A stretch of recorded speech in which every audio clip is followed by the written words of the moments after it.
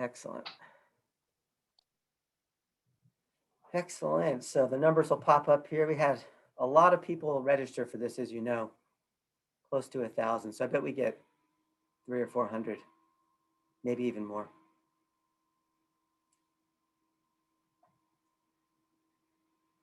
Steve, did you guys get lots of snow in Boston? You know, we didn't. We got maybe 3 or 4 inches. West of the city got hit harder. Our kids, my sixth graders had 2 days of school off now, so yeah, so is mine. They're quite thrilled about that.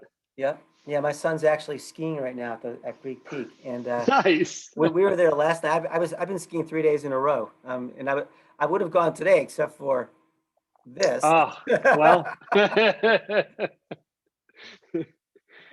And Fiona, That's looks great. like you're in the Bay Area, but you actually have sun, so that's unusual for this time Yeah, of year. it's actually been pretty nice. Today it's raining, but generally speaking, it's been pretty nice. Can't complain.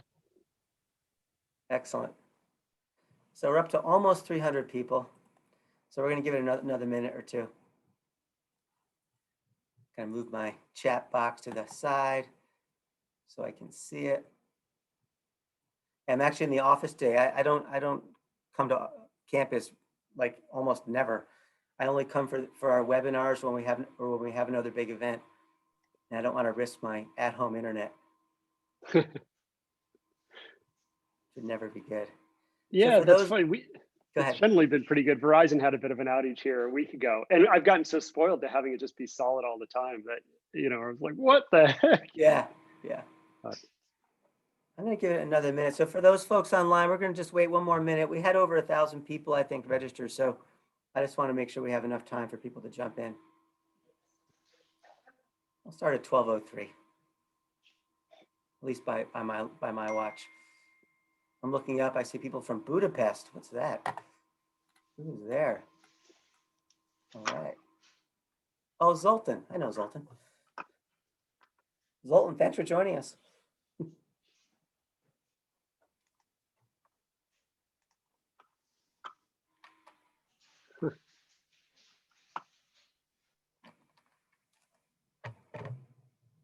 All right. Okay, I think we're going to jump in. So welcome everybody to our ongoing series of webinars. Welcome Steve, welcome Fiona in particular.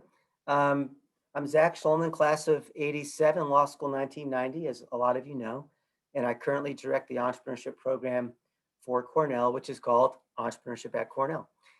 This is our monthly series. It's a partnership between EATC and the Cornell Entrepreneur Network, which we call CEN.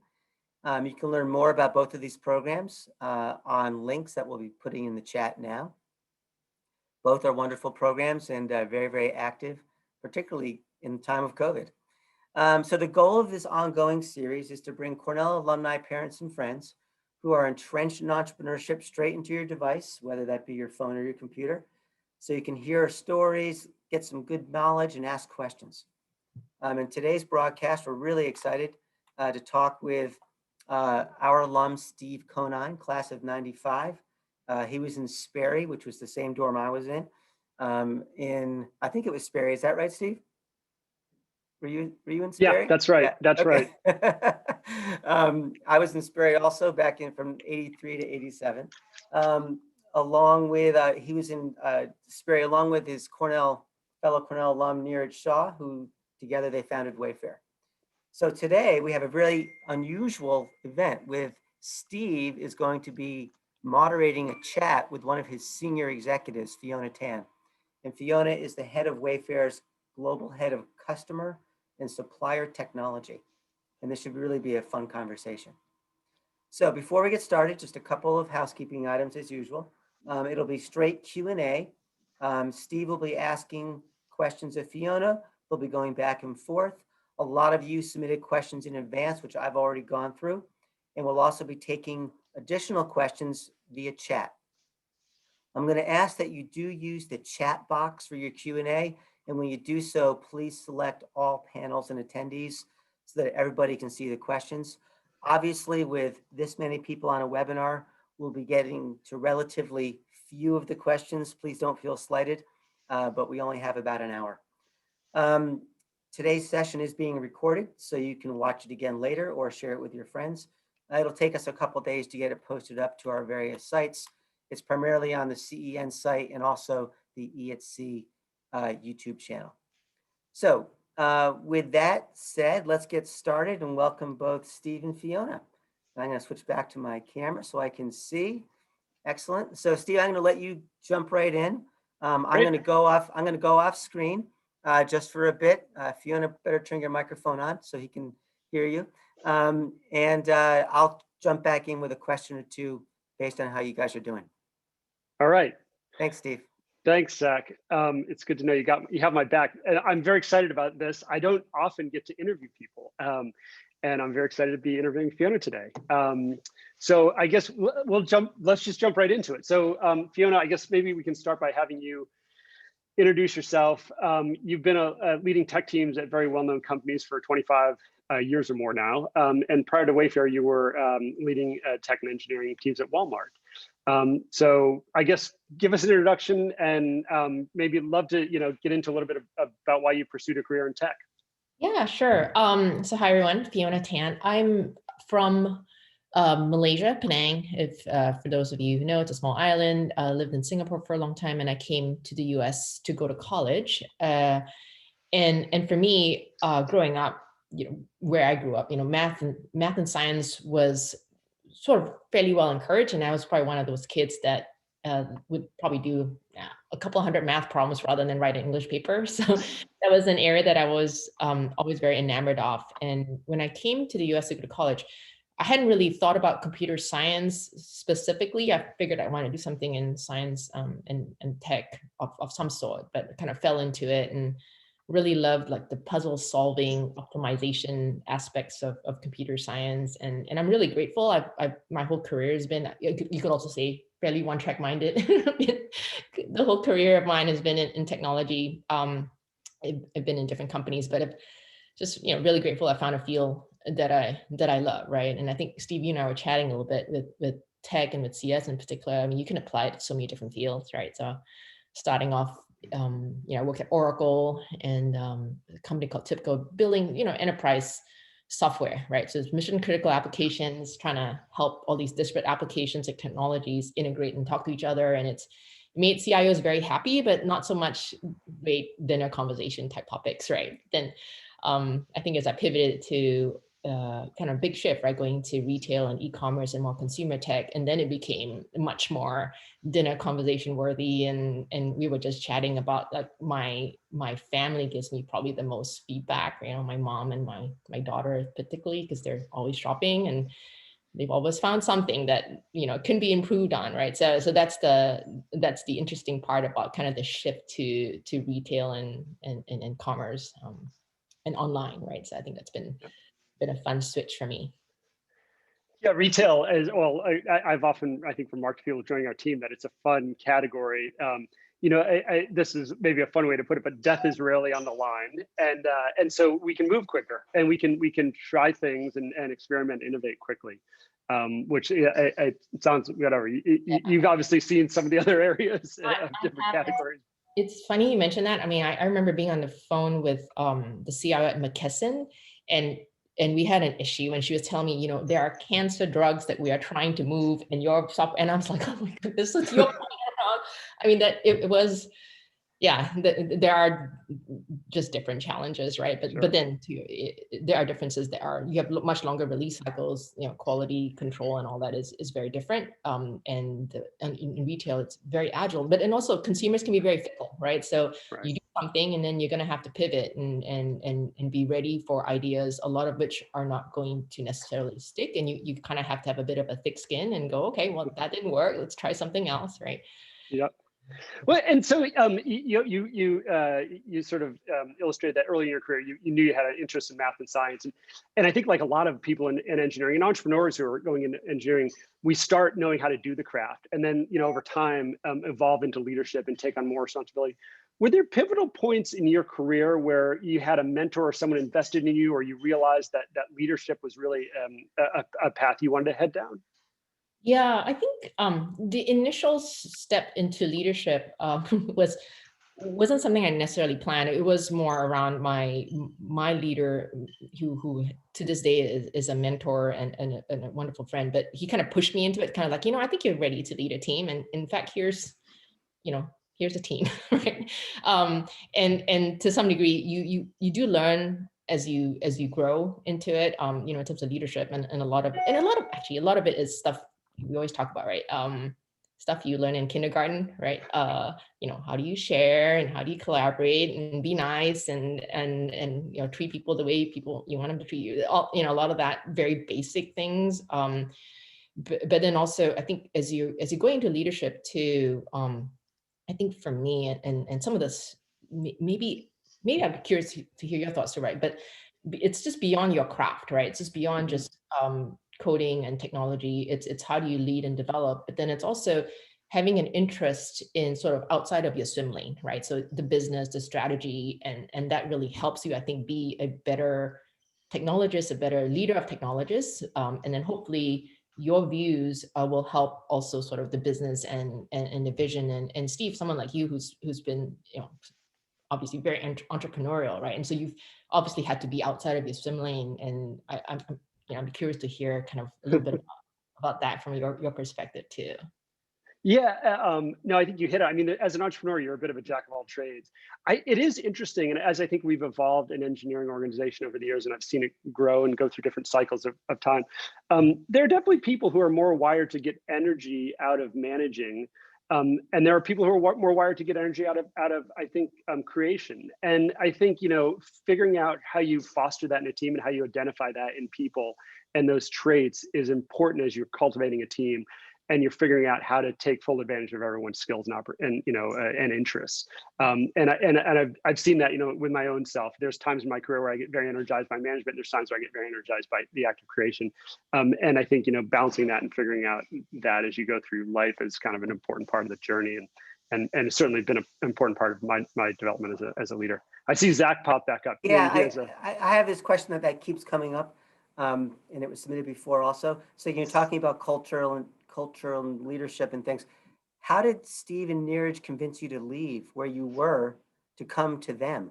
Because I mean, obviously we're doing great was it Walmart, right? I mean, you're doing great there, a huge company, and now you're going to another relatively large company, but compared to Walmart, not a huge company, right? How did they convince you to go? Yeah, I think, I mean, certainly, so I was leading technology for the US for Walmart, and it was a very interesting role, very impactful. I still feel very strongly about the company. I'm still a big Walmart customer. I think the thing that was really intriguing about Wayfair was sort of the kind of where Wayfair is in the journey, and to some degree being able to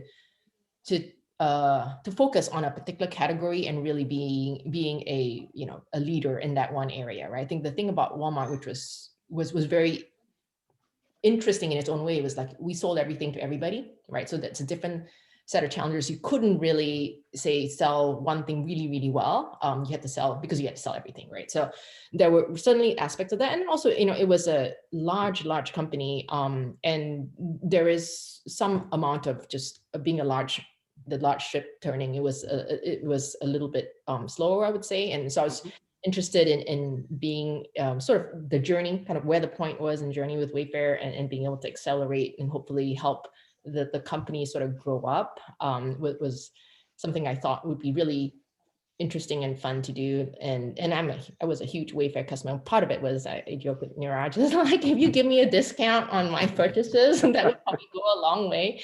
But yeah, I've always been, it was a company that like I said, I've been a customer and really enjoyed the experience. And I was like, it'd be great to be able to do more for Wayfair than just help the top line, which I was already clearly doing, right? And all the stuff I was buying and just helping the company. Yeah, so it sounds like Steve and Neeraj's entrepreneurial energy was still there after all this time. I mean, I think that's part of the culture that is kind of neat. There's a thing around being manager doer, right? Steve, I don't know when or when y'all sort of had that cultural element or when developed it, but I see that a lot at Wayfair, which is kind of neat, right? I mean, Steve, you and Neeraj are still very involved in a way that is engaging, but not, necessarily micromanaging, right? So I think that's the fine balance, but it's neat. And it's neat to be able to do that. I mean, that's the thing I wanted to do, is I wanted to do more of that versus, a lot of the other stuff Great. that comes with a large business. Okay, I'll pop back in. There's a lot of questions about Amazon, Steve, just a heads up. How to Fair enough. compete, all this, so we'll have to get to that soon. Fair enough. Maybe Fiona, we could just jump into a little bit. So you're the head of global head of customer service and supply technology. Maybe you could just talk for a minute about exactly what that is. It's sort of the hidden part of e-commerce, I always think of, and it's sort of the secret sauce is what happens after you click order or click, place my order. So maybe you could talk for a minute just about your area. For sure. And I think part of it's been kind of cool is I have sort of both parts of it, right? So you've got the customer experience, so that's the very visible part. So if you go to wayfair.com and all our sites and the app, my team works on the experience. We want to make sure it's delightful. We want to make sure that the customers find everything that they're looking for and that they're happy with their purchases. So there's that aspect of it. And then there's the other part, which is kind of suppliers, right? How do we create a similar kind of experience for our suppliers that enables them to be as successful as possible on our platform? And then that kind of goes to the platform part of it, which is we do want to think about ourselves more so as a platform. I think with a two-sided marketplace, obviously the customers, but then also enabling our suppliers to be as successful as they can be. And we want to make sure that we're a strong partner in that in terms of building out that platform. And then there's the catalog, right? Which is, to your point, that's the innards of any kind of e-commerce, right? It's like what, being able to find and being able to represent all the product and the content about the products that we're selling is that core catalog. And as we are growing, as we're looking at, hey, potentially new categories that we want to be in or new ways of selling, new suppliers to bring in, that catalog piece is something that we need to really pivot on in terms of extensibility and scalability, or new geos that we want to go to, right? So from that perspective, it's neat because you've got some problems to solve from a customer experience. How do you make that great? From a supplier, how do you give them all the right data so they can be extremely successful on your platform? And then how do you ensure your platform can support all of that from an extensibility, scalability problem set? Yeah. Sorry, Zach's back. So far, yeah, Zach. We've got a lot of requests for Cornell alumni discount codes. I'll leave that up to you. I'm gonna leave it up to you. You don't have to answer. I need like a flaming meme of some sort that can sort of like bring it across the screen. Yeah, I'll leave it up to you. There's also a lot of questions just about digital advertising. Folks experiencing situations where they look for something on Wayfair and then like 5 minutes later, the same item appears on their browser and Amazon for 20% less. Like that competitive issue would be great to talk about. I don't know how I'm not really sure how to frame the question, but I'm sure it's something you guys must think about all the time. Yeah, so there's a lot embedded in there, right? So there's obviously the dynamic marketing side of this business, which we run a very complicated tech stack for advertising and advertising bidding and targeted advertising.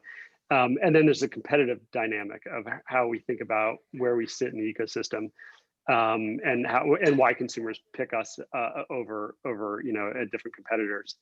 I think Fiona hit on sort of one of the simplest probably parts of this, which is just that we're very focused on home. And so if you think about a lot of the mass merchant guys, so Walmart and Amazon would be very similar in a lot of ways. They kind of sell everything to everybody. They've built machines that are good at that, and every day they're making micro decisions to optimize around that. We make micro decisions every day to optimize around a more focused problem in home in particular. And we happen to be in a category that has, it has a very different dynamic than a lot of categories in consumer goods that people would shop. Fiona, maybe I'd be curious about your point of view on that, and a little bit of, obviously, Neeraj and I pitched you one story when you're thinking about joining us. Now you're part of the organization. Are there things that you've seen that surprise you, or and I'd be curious both just from an overall standpoint, but also if you think about the competitive positioning and how you thought about us in the market vis-a-vis a Walmart or an Amazon, and then how you think about us now that you're part of the team. Yeah, no, I think one of the things that maybe wasn't so surprising, because we talked about it during the whole interview process, but I think as I was coming in and being part of it, right, the fact that, so with Amazon and Walmart, both those companies own a good chunk of the merchandise they were selling, right? So they were 1P sellers for a good amount of the catalog that they were selling. And then there was a marketplace, and you kind of see, if you're buying something, you know, if it's you're buying from Walmart or you're buying from a third-party marketplace. I think the interesting thing about Wayfair is how we essentially are a 3P marketplace, but if you look at our site, it's so highly curated. We're really presenting a 1P experience, and we stand behind it in a very 1P way. And so it's a really interesting way of doing business. And that again also goes back to, hey, look, how do we treat our suppliers, and how do we partner with them? Because honestly, we're trying to make them as successful as possible, because that's how we make money, right? So essentially commissions and you know, sort of the profit around that. So if they're successful, we're successful, right? So I think there's a different set of challenges when you're doing that. You know, I think for us before, when I was at Walmart, there's a whole bunch around, hey, look, you're acquiring a bunch of inventory, then you're trying to make bets around that. And then, you know, you have to clear it out. And there was a big machinery around clearance and making space for new inventory that you owned in warehouse. And we don't really have similar sets of issues, but I think because we're so hyper-focused on this particular category, it's a much more browse. It takes a lot longer to make a decision around buying. You know, the experience of, you know, touching, feeling, etc., that you normally get in a physical store, you don't have online. But how do you approximate that as best as possible, right? I think those are some of the really interesting challenges that we have in our area. That, you know, again, it's, you know, Walmart and Amazon both sell in this category. It's just that they sell a whole bunch of other things as well, right? So it was really hard to really focus and sort of put the amount of mind share in home. But we can, right? Because that's our focus area. Yeah, and I mean, we're on an entrepreneurial whatever Cornell event here, so I'd be remiss if I didn't say, you know, I think you're hitting on this, but the supplier dynamic we have is we literally have tens of thousands of suppliers who are entrepreneurs, and you know, they're scrappy, you know, hardworking individuals who have an idea, they've designed a product, they've figured out how to manufacture it or source it, or they all have a story behind what they're producing. And our success really hinges on them being successful. And so, you know, we've never had a dynamic with our supply chain, which I think a lot of traditional retailers have, which is kind of we beat you up on price. If your product's a top seller, we're going to figure out how to knock it off and take you out of the equation and go direct, or, you know, do it cheaper. And we've never done that. We've always had a dynamic where we really try to empower our suppliers. And I know you mentioned it, but a lot of the tools that you're working on are really trying to build out, you know, services and suites that make our suppliers successful. And that dynamic, I think, you know, vis-a-vis our competitors has stood us in good stead as we've built relationships with suppliers. Yeah, no, I think that's been definitely a very differentiating, I would say, point about Wayfair and how we do business, and therefore sort of how we, you know, our commitment and our relationship with suppliers, and therefore what tooling we want to give them, what data we want to give them. And as they're growing in their kind of evolution, you know, us also being able to support that. I think that's been super interesting. Yeah. To the question of competition, it always is. It's always frustrating, because I feel like in retail, there's not like one thing any of us do that's like, oh, this is the one piece of secret sauce we have, nobody else can do. We're all retailers, and so the experiences definitely overlap in a lot of ways. But at the end of the day, obviously, you're looking for customers to care enough to vote with their dollars and buy from you versus someone else. And it really, I think, is the compounding of a lot of the small stuff that adds up. You know, I would just highlight it again. I think the supply chain and the operational side of retail is really where the rubber meets the road. You know, it's easy for any of us to throw up a website that promises everything's in stock and it all ships fast. It's very difficult to make that happen. And that's really where I think a lot of the innovation, particularly in the home category, has taken place in our world, and that we've built a differentiated experience from our competitors. So, you know, it's whatever, it's front and center to the stuff you focus on a daily basis, but it's really core to the experience. I guess maybe jumping back to just a different bit of questioning for a sec. So for careers, so obviously there's a lot of people on the event here who are probably thinking about their careers. You know, do you have any advice for people who are just starting out their careers and are thinking about sort of the type of companies they'd like to work for, or as they think about different experiences in different companies that would maybe stand them in good stead over the careers? Love it to hear any thoughts you have on that. Yeah, I do think it's good to have an open mind as you're also looking at different areas that you could work in, right? I think there's there are interesting things that you learn across different domains or even types of tech, right? I mentioned, having been in enterprise software for a long time, the kind of the focus on, in fact, in those worlds, they did not want you to be agile, right? Because every time you put a release out, it's going to probably invariably break something else within the system. So it was much longer release times, really high quality, making sure that there's a lot of integration testing, making sure everything is good. But then, and then if you're in something that's more in the consumer tech area, right, it's just learning how to be agile, quick, and being able to sort of hyper customer focused, right, and learning from that. And then you've got other fields, healthcare, financial services. Again, obviously high impact, highly regulated. So there are other interesting things you learn and challenges that you have to deal with. So, I do think, again, back to, I'm a big fan, obviously, of technology and computer science and the things that you can do with it. I mean, that allows you to really flex into different fields, whether it's of your interest or whether you want to be challenged. And I think in just about any of these areas, these are all things that you can build on. And you can, when I started at Walmart, I remember talking to Jeremy King, who was the CTO at that time, and he was hiring me. And I wanted to remind him, I was like, just so we're clear, I haven't done anything in retail or e-commerce or consumer, but I know how to shop, and I think I have a good talent for shopping. So if it's like good enough, and that was the thing in a way. I mean, I was joking, but that kind of gives you that ability, right? When you're in tech, is that there are a lot of domains that you could go into, and then especially for something that's kind of fun with retail is people understand it for the most part, right? It's not like you have to go take a class in it. And so it was kind of a fun. So yeah, as you're looking at your career, and also you don't have to stay forever in one particular domain. That's the beauty of also being able to switch around.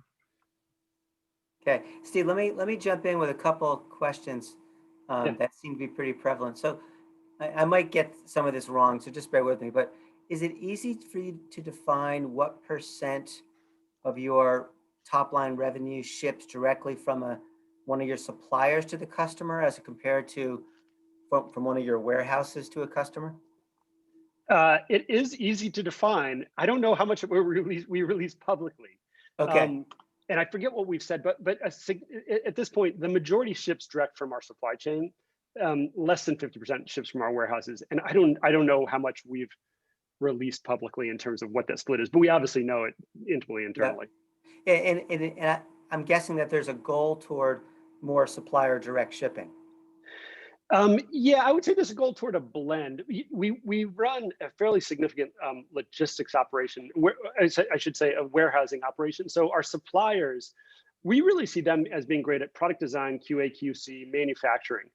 From that point forward, we basically are trying to build out services that let them then move product to the end consumer. So we do everything from Asian consolidation to ocean freight to drayage within the country to line haul within the country to rebalance where freight is. We do warehousing services, and so we will our suppliers can buy warehouse services from us where they pay us to pick, pack, ship, store their products. And then we do last mile. Obviously, we do small parcel all the way through large parcel. I would say we have been trying to grow our warehousing footprint to meet the demand that our suppliers have, and there's a lot who are increasingly using us to do those services because we can do them cheaper. We can run them at a higher efficiency than they can as individual operators. And so I don't know that we'll ever get to where our network or our services are the dominant share, but I think they can continue to be a very meaningful share, and they're continuing to take share of the overall number of products that we ship on a yearly basis. Okay, and for stuff that's your own Wayfair brand, so you have multiple brands that are yours. Yeah. Does that follow the same model where you're not making your own goods, so where you're getting it from a third-party supplier, white labeling it? Yeah, so exactly. So we have talked about that publicly something, and there's something like 70% of the products we sell are under our house brand, so they're white label products. Home is a really funny category because if you think about brand names people would know, people would say, oh, Pottery Barn or Crate and Barrel or Restoration Hardware or they'd name retailers. If you look under the scenes, those retailers are all buying from the same supply chain we're buying from, and they'll go to a big trade show and they'll cherry pick a rug from this vendor and a lamp from this vendor and a couch from this vendor, and wall art from this vendor, and they'll put it together into collections that go together. And we did the exact same thing. And it's an easier construct for consumers to shop, because if you love the urban industrial look and mid price points, well, we can show you a zip code design, and that'll be, you know, a great collection for you to shop. And you don't have to go try to cherry pick and piece this stuff together. And we benefit obviously because you love shopping our platform, and it's hard to then find those products elsewhere on the internet. Now, you know, with enough hunting and digging and searching, you can probably find things that look very similar. But a lot of times, you know, we've rephotographed or we've showed it in scenes with other products. And so, you know, if we've found that if consumers fall in love with products on our platform, we offer great price, and we offer great value selection, and they tend to not go and put the effort in to then see if they can go save 5% by really shopping across the internet and looking for a discounter who might have that particular piece.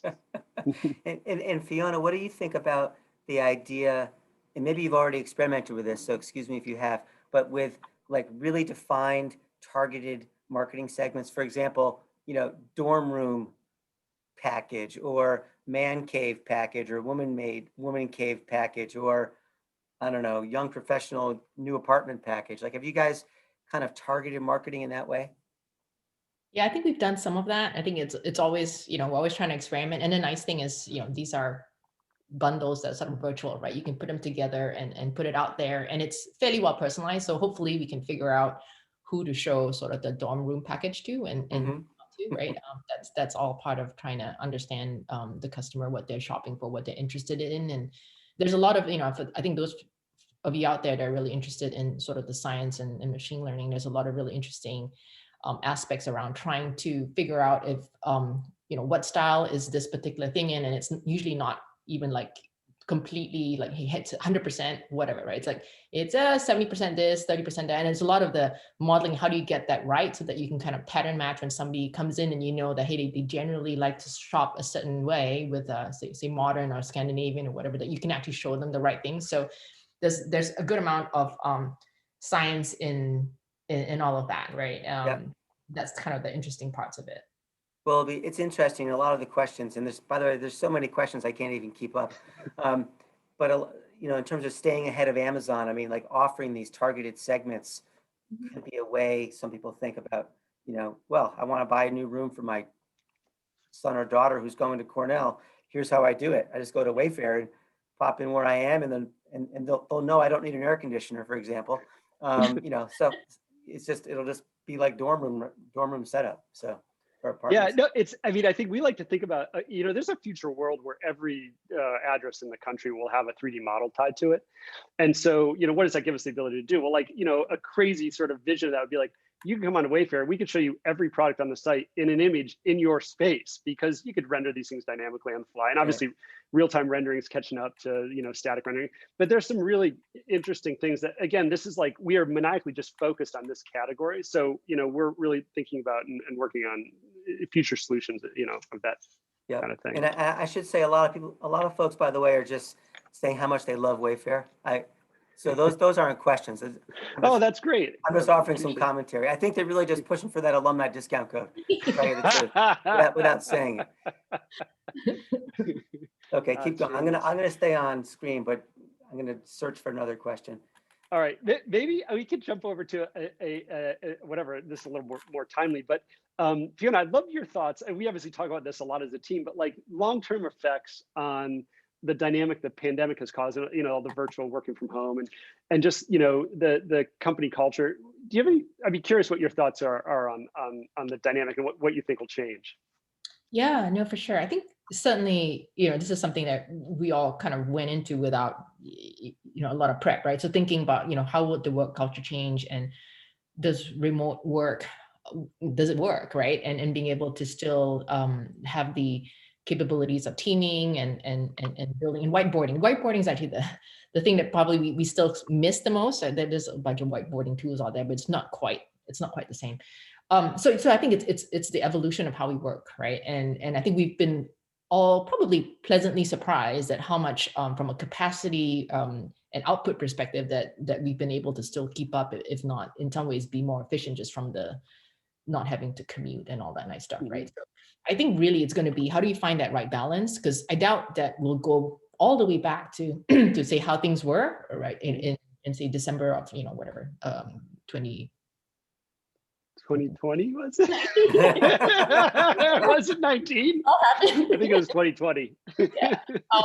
But yeah, I don't think we'll go all the way back. So I think it's how do you leverage all the good parts that we learned, right, in terms of collaborating, but still, I think also part of what helped too is, when you have built those relationships, it's a little bit easier to be able to work remotely, because you kind of know how people think. But then over time, if that becomes the norm, you don't actually you don't really know the people quite as well, right? A new team and you've never met. I mean, I actually joined during the pandemic, right? So I've only seen like this much of most people. I mean, Steve, we met before because Right. the world was still a different place, but like my own team, I've only ever seen this much of, right? And I remember somebody telling me, she's like, I'm 5'2". I'm like, I wouldn't have known, but yeah, I think there's some of that where you've got to weave that in, right? How do you bring in all the great parts of being able to, the conveniences of working remotely with the ability to still team and build out the culture and the relationships that will allow us to continue to innovate and stay ahead. So Yeah. Steve, there's an interesting pandemic question that just came in. I'm literally just, it's almost the last one. Has the pandemic increased or decreased customer returns? Oh, interesting. It decreased them early on. And I think there's an element of like, I don't know, I guess we were all just kind of hoarding in the beginning. You were sort of like, I got something, I better just keep it. And I guess probably the friction around returns was higher because, you got to drive out to the post office or you got to whatever, drop it off somewhere.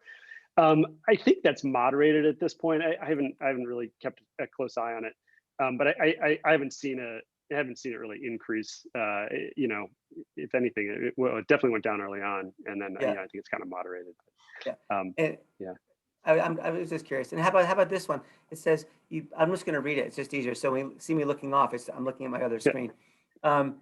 You both clearly work hard in order to be successful in a competitive space, very competitive space. How do you find ways to have fun at work? And do you think intentionally creating opportunities for fun at work is important to business success? Fiona, you want to take the lead on that? Yeah, sure. I mean, I think there is definitely again, back to what I was saying around building relationships and sort of, having that culture that, makes it fun. So we do spend a lot of time at work, and it would be nicer, funner if we actually enjoyed what we're doing and enjoyed the people. I knew a little bit about the people that we were working with and a little bit of how to motivate each other, right? What makes us tick. And so some of those things, doing something fun is helpful to sort of promote that. And so we do try to, and it's a little bit more challenging in the Zoom world, but sometimes it's just making time to just, when I do have one-on-ones, for example, with my staff, it's just sometimes just, spending some time just talking about not work related stuff, just to kind of get to know each other. Again, like I said, I have a disadvantage of just actually never having physically met a whole bunch of people. And so I think it's purposeful. I mean, for me, I'm a big relationship person from the point of view of like, I do want to make sure that the team feels like a team and that we've got each other's back and all that. And so I think some of the fun stuff helps to draw that out. So you just mentioned staff, so I'm going to take advantage of that as a little segue. Fiona, when you're hiring someone for your direct staff, can you name some of the top 3 either things you look for or things you don't look for? Yeah, I think a lot of it's around, obviously you want to make sure that there's a good fit from a technical competency standpoint. They've done, the domain, et cetera. But then it's also a lot of how people get stuff done, right? And there are different ways of doing it. And I think some that are, I do look for people who can, so I guess, let me take that back. I'm not looking for just everybody who looks the same. You want to make sure that there's good diversity of thought. But at the same time, for me, it's important that they're doing in ways that are respectful and really, trust, that there's a whole, that you can build a culture that is trusting and transparent. And so that's important to me too, right? As you're building out a team, is clear you want smarter people, hopefully, than, you hire somebody smarter than you, right? Because that's going to help in terms of bringing up across the board. But it's also how you get things done and what you think is important. Sorry, my Oh, there's your kitten. kitty. Awesome. How much, like, if you, when you're hiring, like, these are senior people, is it like, do you feel like, this is actually a question for me, by the way, I'm sure someone in the audience has it, but like, do you feel like, is there something that has to click intrinsically to say, yeah, this person is somebody that I can trust and I feel I can trust? Um, or do you have some red flags that go up and say, you know, I can't really figure out why, but I'm not quite comfortable. And then you just don't even make the decision to hire. Yeah, I think we have to be careful there that, we don't introduce kind of like personal bias into some of Yeah, these. or unconscious bias. Mhm. Right. Yeah. Yeah. So I think that's the part we have to be really careful about. And that's why also you don't necessarily just hire people that thinks the same, right? You do want to have people that can push you. So I would say it's a balance. And then, and then that's why also we usually have a pretty large interview panel. Yeah. So you see, I'm hiring someone for my team. I have a panel across the board, and depending on the seniority. I mean, I know Steve and Niraj help a lot in terms of interviewing as well. So we do try to make sure that you want to make sure that it's a good cultural fit. But again, again, you want to look for diversity of thought but still in a way that's going to be cohesive, right? So yeah, it's like a healthy tension, I guess I would say. I don't know, Steve. Yeah, no, it's interesting, Zach. I look back on our career, and obviously there's a point in time where like it was like I'd meet someone and it was just me to make the decision on like, do I hire this person or not? And Mhm. there, I mean, you're going off of personal, I guess, history and kind of your sense of people, and you're taking risks on people, honestly. Like there's a bar you're looking for where they can converse and they seem honest and they seem, hardworking and ambitious, and there's some risk you're taking on it.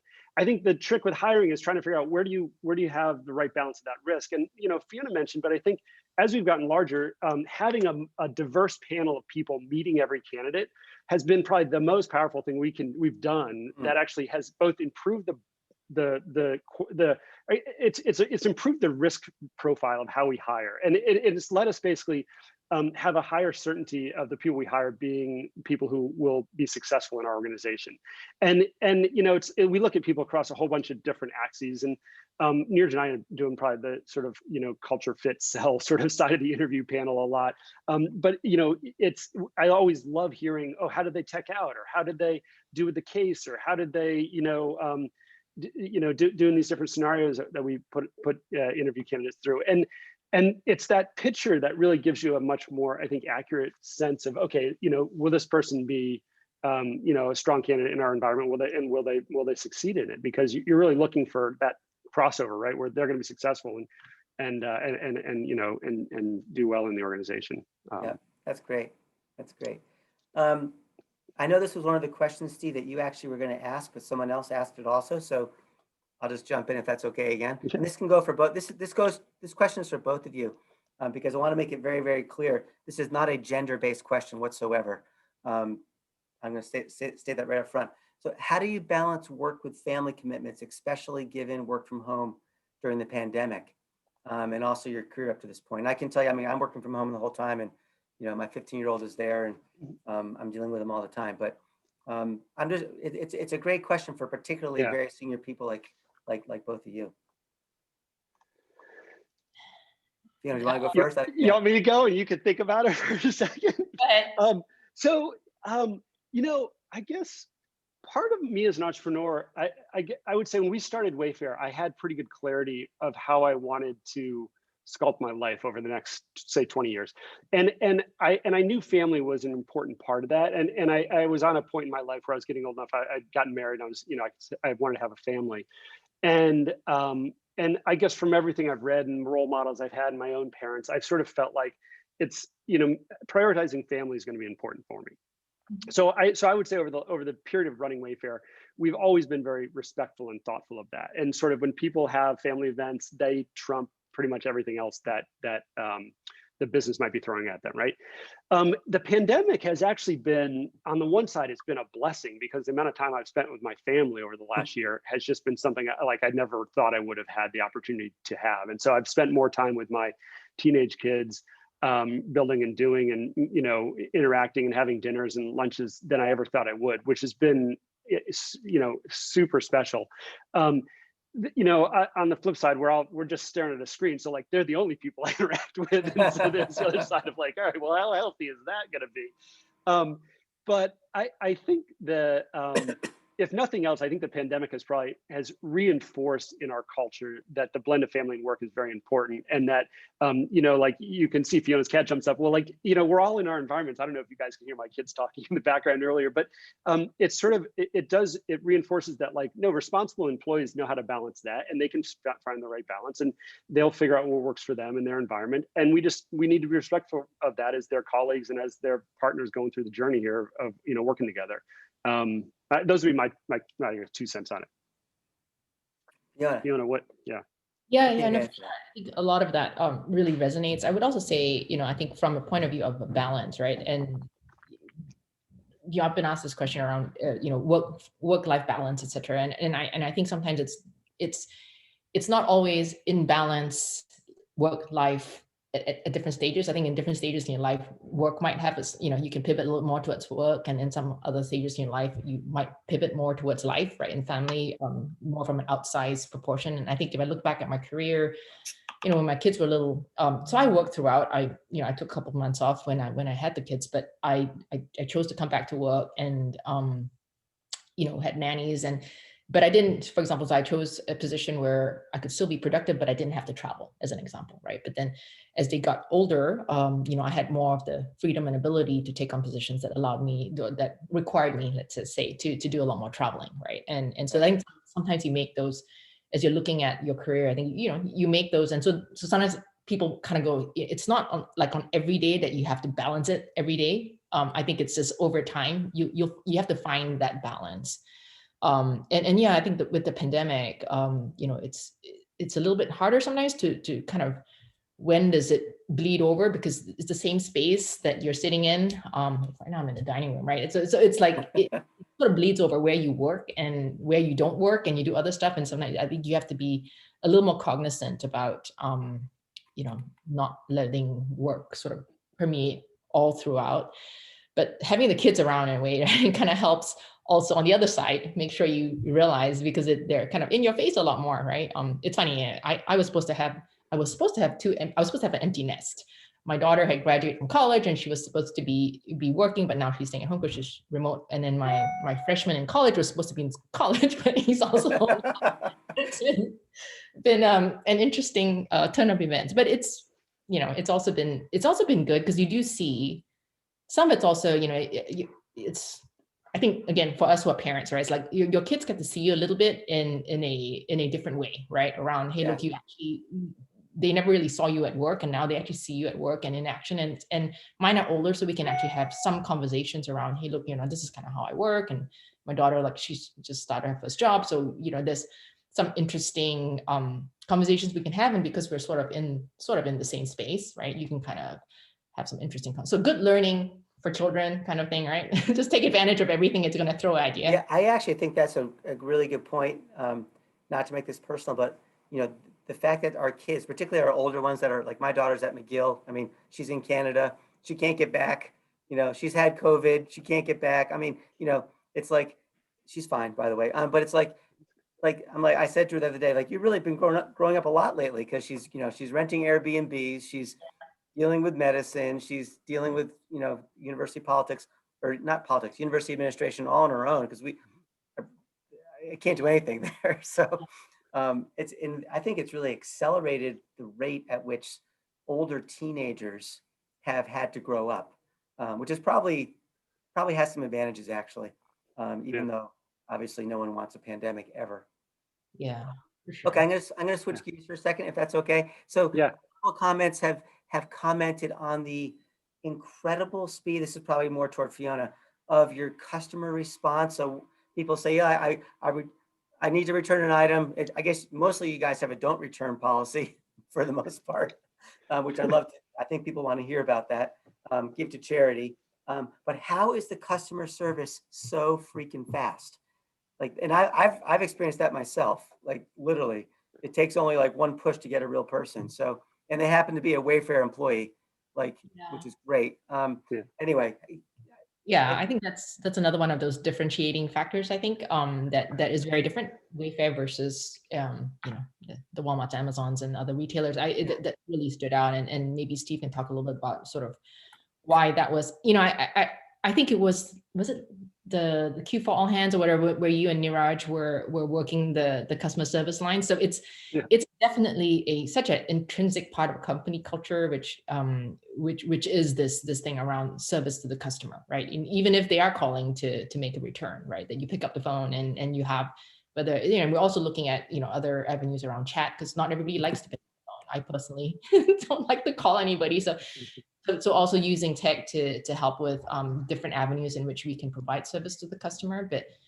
But yeah, I mean, you touched on something that I think is a very intrinsic part of the company culture that is around customer service, right?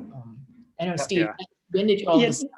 It's really I mean, I would say the quick history, yeah, it's always been an integral part of what we believed is a core skill we need to have as a company. And when we started Wayfair in 02, a lot of internet companies didn't even offer phone service. And so we realized early on in this category, we could really differentiate ourselves. And Neeraj and I worked the phones a lot for the first 4 or 5 years, taking customer service calls. And we do it occasionally still. Which is, customers are always funny when you're like, well, this is Steve Conan, I'm one of the co-founders of Wayfair, I'm calling about your order. They don't, it just washes over them. They're just like, yeah, whatever, like, is my order going to get here? And so it is funny.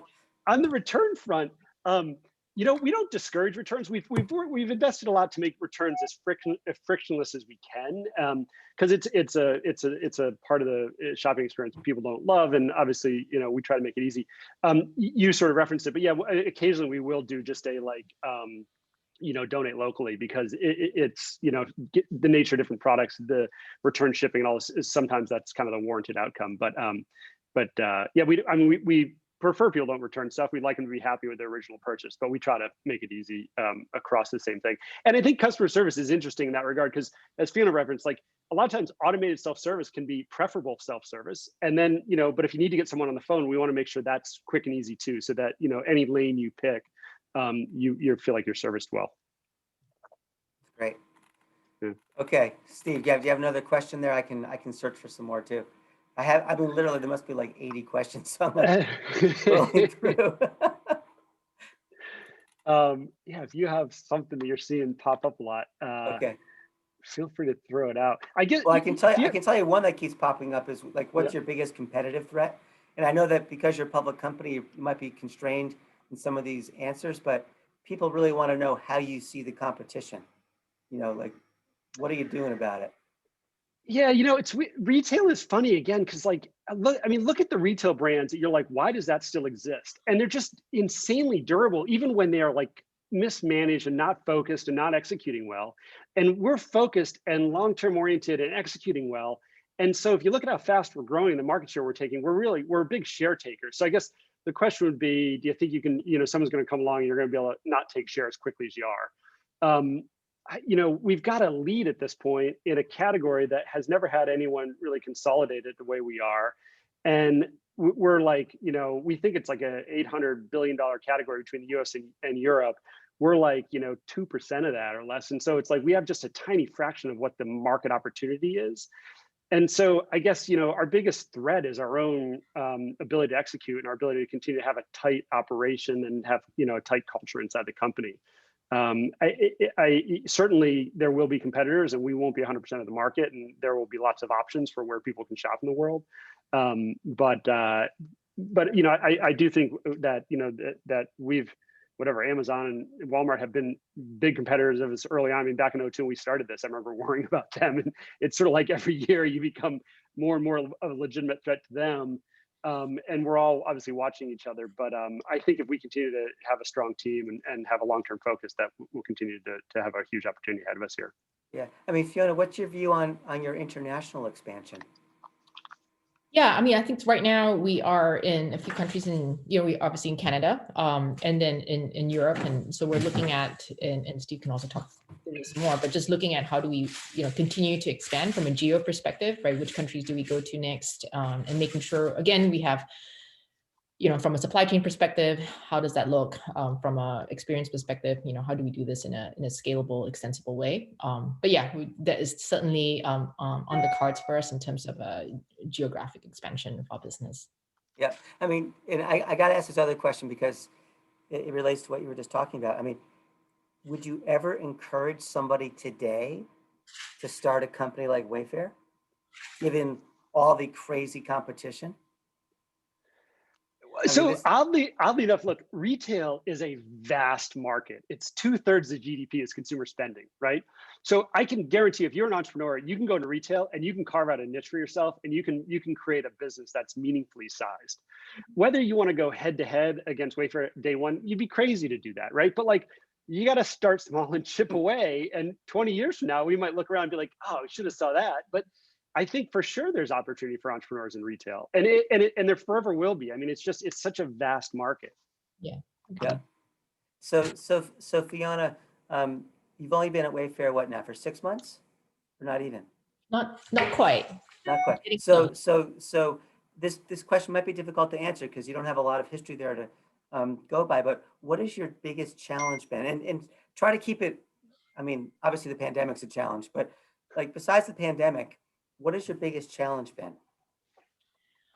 I don't know if it would tip all the way to a challenge, but I think a lot of it is again, where the company is in terms of the growth and really pivoting a little bit, right? It's like, how do you take the best parts of the culture, the really agile, can-do attitude, but maybe take a step back and just figure out how do you build in a sustainable way? How do you build in an extensible way? Because we want to move fast, and that's a point where the way we used to way we've been doing things is going to make it a little bit difficult for us to pivot and move fast, right? So, it's like, how do you, if you want to go to a new country, do you want to do it in a more, maybe you take the time to do it with the right platforms, with the right thoughts around how do you design a catalog to build a support, et cetera. So I think it's been that. It's not, like I said, doesn't probably fall into the area of a challenge. I think it's just more around how do you pivot, and now you're going to probably flex different muscles, or they're going to be important as we move fast. And it's really because we've been so successful. So it's really because of all the good work that's been done thus far. Mm-hmm. And then how do you tweak it a little bit, because I think we're going to accelerate,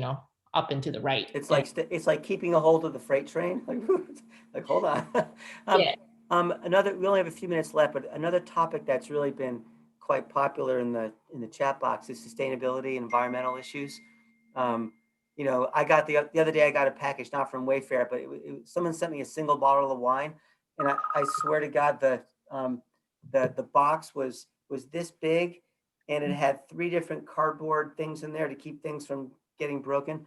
How does Wayfair address sustainability, environmental issues? Because obviously you're contributing to this issue through all the shipments. Yeah, it's it's interesting because I think one thing with shopping online is that it does put front and center how much packaging is involved in retail. And historically, I worked in retail as a kid, and the packaging was removed out back and thrown in a big cardboard dumpster, so consumers never saw it. I don't know that e-commerce has added much to the overall packaging equation, and a lot of the products we try to ship as densely as we can and in the original packaging. And there are certainly scenarios where, like you described with the wine thing, you see, you're like, okay, that's like egregious. We shouldn't be doing that. And those are all things we build into the system. We're going through, as a company, a big energy audit right now and trying to really understand where we can have impact in sustainability. And for sure, our supply chain is one side of it. You could imagine, I mean, the tens of thousands of entrepreneurs we have that sell products on our platform, a lot of them have amazing sustainability stories behind their products, and it's stuff they care deeply about, and it's why they've designed or created certain products that we sell. We need to get better at telling their stories and creating consistency across the industry so consumers can understand the products they're buying, what the sustainability is behind it.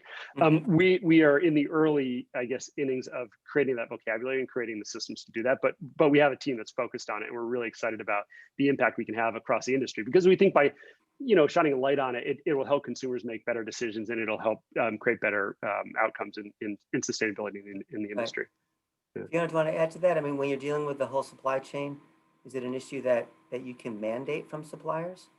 I think, I think if we are working with them, there are advantages we can give them. So for example, if they were going to be more sustainable and there was, say, a badge that we have now got for folks that meet a certain threshold around sustainability, is like, making that prevalent or making that visible to our customers so they can make decisions. So I think there are things that we can help them with, right? In terms of, hey, we think that this is, this is an area that our customers are really interested in. If you can improve in this area and we can surface that to our customers, right? I think for them, it'll be net positive. And so it's an issue that I think we need to work with carefully, but also just really bring that up with our supply base. And then how do you surface that up to the customers so that they can also help make decisions, Yep. right? Interesting. Okay, one more question. I'm going to start with Fiona. And then Steve, if you want to chime in, feel free. So a couple people have asked about IKEA because we haven't, no one's, IKEA hasn't come out of your mouth yet. I don't think once. So is IKEA a threat? Is it IKEA just, I mean, how do you view IKEA? Yeah, IKEA's model is a little bit different. If you look at, Wayfair, Amazon, Walmart, IKEA's model is a little bit different. And we probably do have some crossover in terms of people that buy things on IKEA versus Wayfair. I don't know, Steve, if we think about it as more or less of a threat than some of the other retailers. They just have they have a different way of doing business. That's a little With bit their different. big stores and things. Yeah, yeah, it's interesting, Zach. I actually visited an IKEA like 2 months ago. I hadn't been to one in a while, and IKEA does a phenomenal job servicing the entry-level price points in the market, but they require the customer to be the delivery agent. So you have to go to the IKEA, see it, walk around the warehouse in the back, pick it off the shelves, drag it out, put it in your car. If you're willing to do that, it is an amazing value. And I think it's a very durable part of the market that they sit in as a result of that. If IKEA has to actually, put it in a box and hand it to UPS and have it taken to your home, all of a sudden they're in the price points that we hit. And so the products they've done, they value engineered that whole system to be very focused on how do you just really get high efficiency when the consumer has, usually it's an episodic event in their lives. They've moved to a new city and they go to an IKEA and they fill up their car, their van full of, a full set of rooms or whatever, and they drive it home. That's an experience that I think they own and they do. Well, I mean, it's interesting, Steve, because you mentioned that you can go into retail with a specific niche, and that's what they are. I mean, you just defined it. Right, and they struggle with online because they can't have pricing parity with the store because it's too expensive to ship. And but that's the online thing doesn't work because I mean they want you to go to the store, right? Just from the way the price points are. Walmart. But it's a good niche. Yeah, it's a big niche. It's a big niche. It's a big niche. Yeah.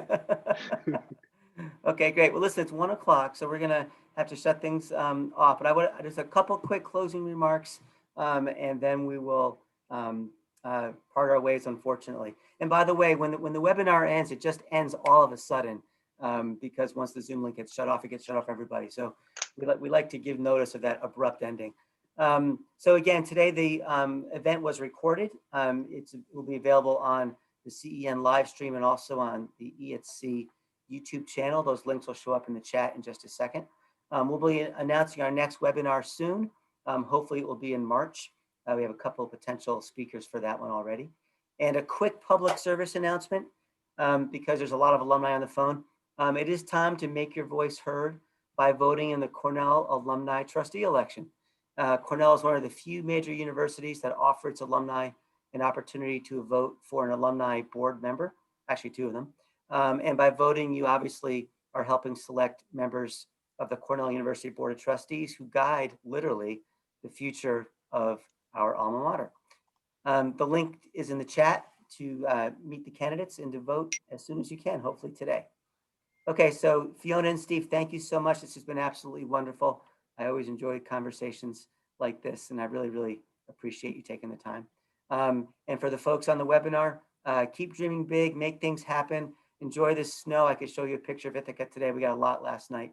And have a wonderful rest of your day. Thanks a lot.